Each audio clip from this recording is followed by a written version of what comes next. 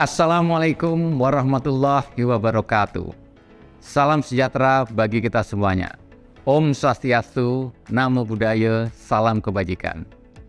Bulan Literasi Perdagangan Berjangka Komoditi merupakan acara yang diinisiasi pada tahun 2023 oleh Badan Pengawas Perdagangan Berjangka Komoditi atau Bapepti, Kementerian Perdagangan, bekerja sama dengan Asosiasi Perdagangan Berjangka Komoditi Indonesia atau ASPERTINDO. Rangkaian acara dilakukan untuk mengoptimalkan dan mensinergikan pemerintah dan para pelaku industri dalam mengembangkan perdagangan pasar berjangka dengan memberikan edukasi dan literasi kepada pelanggan, calon pelanggan, serta masyarakat pemangku kepentingan lain yang bertujuan meningkatkan pemahaman perdagangan berjangka komoditi di Indonesia. Bulan literasi kali ini mengangkat tema perlindungan nasabah dalam perdagangan berjangka komoditi. Hal ini tentu untuk memberikan pemahaman terkait dengan industri PBK agar masyarakat dapat bertransaksi dengan aman pada perusahaan-perusahaan yang sudah mendapatkan izin dari Bapepti.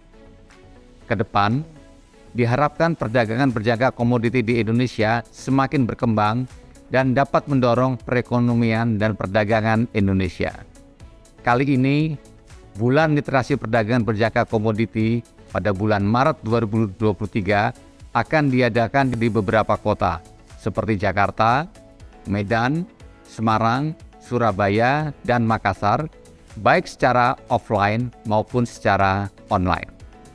Selamat mengikuti kegiatan Bulan Literasi PBK 2023. Yuk, lakukan perdagangan berjangka secara sehat.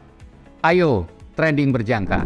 Oke traders, kembali lagi bersama saya Adam Ibrahim Aji selaku analis dari PT Mexco Futures yang seperti biasa akan memandu Anda untuk menganalisis apa saja yang perlu kita perhatikan di minggu ini dan apa-apa saja yang perlu kita waspadai yang bisa menyebabkan suatu market mover yang terjadi di minggu ini.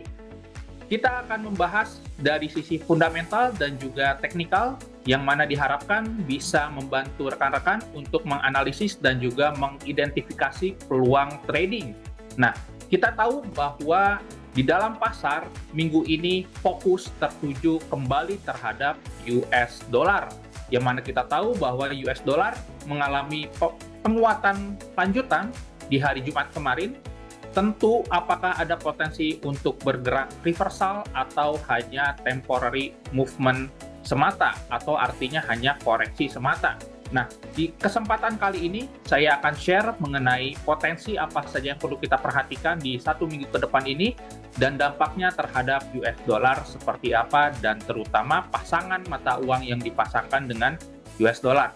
Dan mengingat bahwa bulan ini merupakan bulan literasi perdagangan berjangka, jangan lupa untuk rekan-rekan yang share mengenai ide atau publikasi trading, jangan lupa menggunakan hashtag Ayo Trading Berjangka, kemudian literasi perdagangan berjangka, trading berjangka itu mudah, sukses trading berjangka, dan bulan berjangka komoditi. Kita ramaikan di bulan literasi berjangka komoditi pada bulan Maret ini. Semoga diharapkan ke depannya perdagangan komoditi di Indonesia semakin maju dan juga semakin sehat.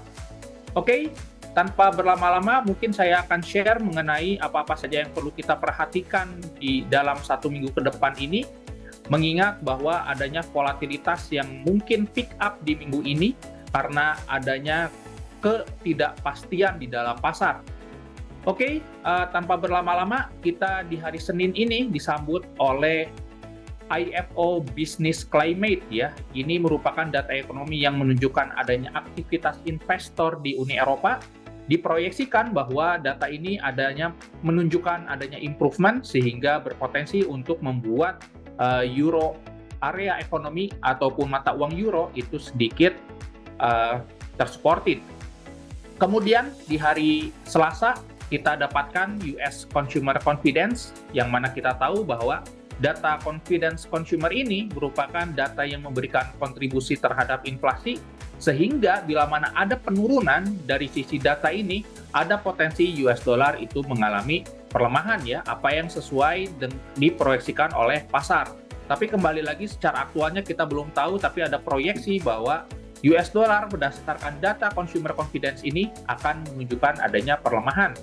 Kemudian ada Australian CPI, yang mana kita tahu bahwa Australia cenderung bank sentralnya melakukan pausing dari suku bunganya, dan diproyeksikan bahwa menurut Ing Economics di sini, inflasi di Australia itu berpotensi untuk kembali rebound dan memaksa RBA itu untuk menaikkan suku bunga 25 basis point sekali lagi di meeting berikutnya.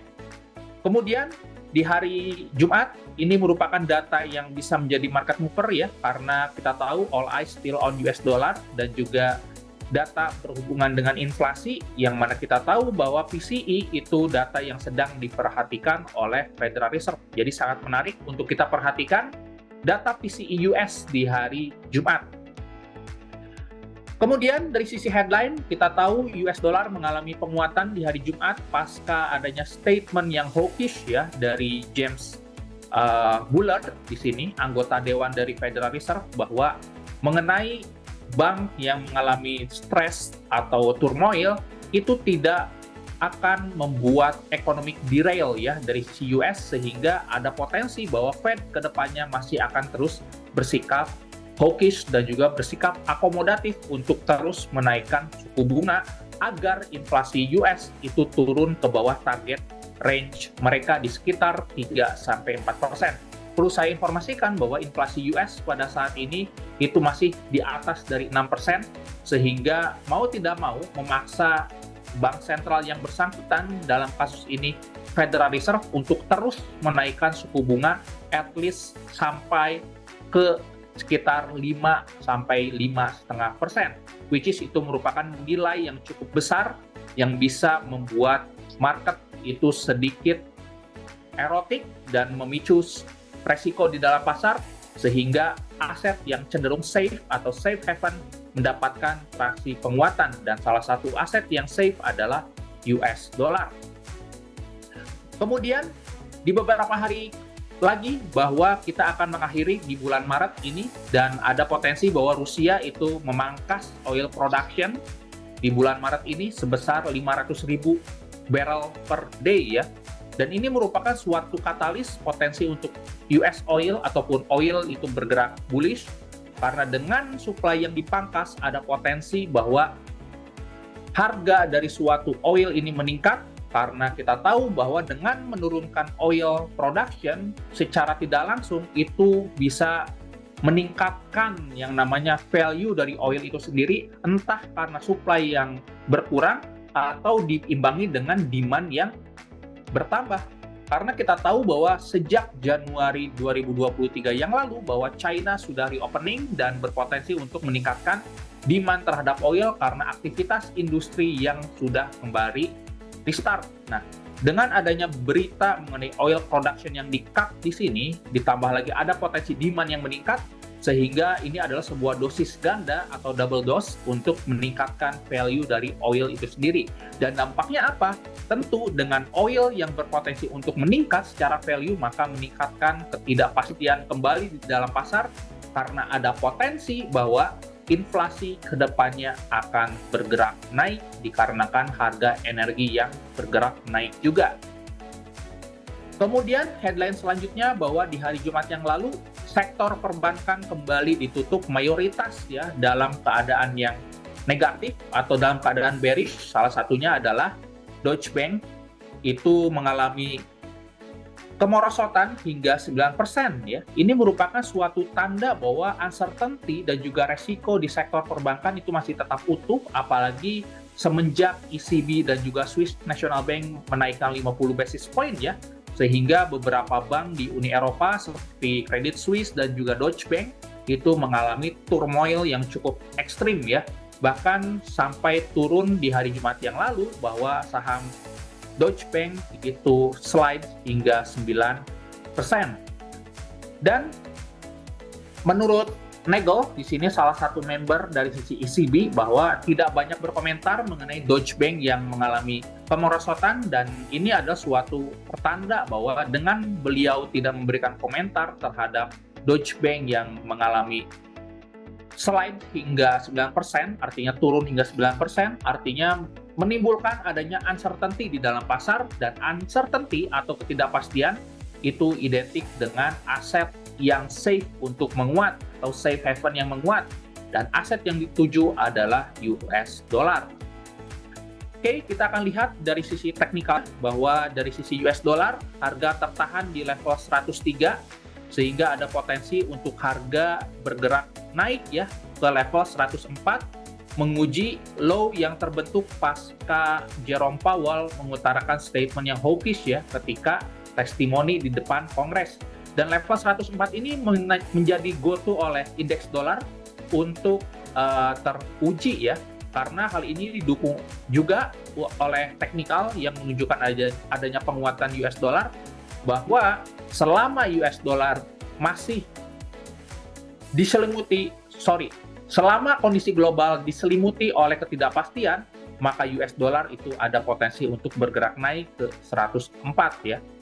Dan hal ini akan berpengaruh terhadap mata uang yang dipasangkan dengan US dollar, salah satunya adalah Euro USD, bahwa dari sisi Euro USD itu ada potensi untuk harga revisit kembali ke level 106 ya, menguji level support yang terbentuk di area ini.